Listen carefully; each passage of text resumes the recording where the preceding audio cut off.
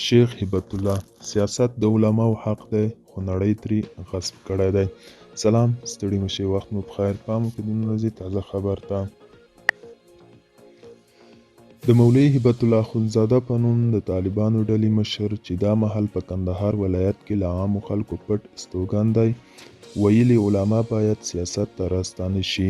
د هبت الله په خبره کفري نړۍ هڅه کوي چې دین او سیاست سره جلا او اسلامي هیوادونو کې علما له سیاست بشپړ بې برخې کړي.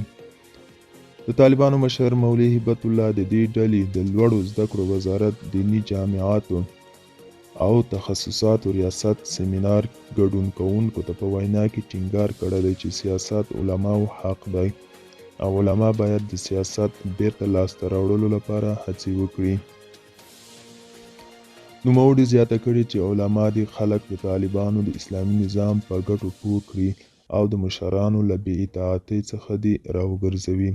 هبت الله په ورته وخت کې پر دیني علماو غږ کړی دی چې د دوی د اسلامي امارت فرامین دې خلکو ته واضح او عملي کېدو ته یې وهڅوي.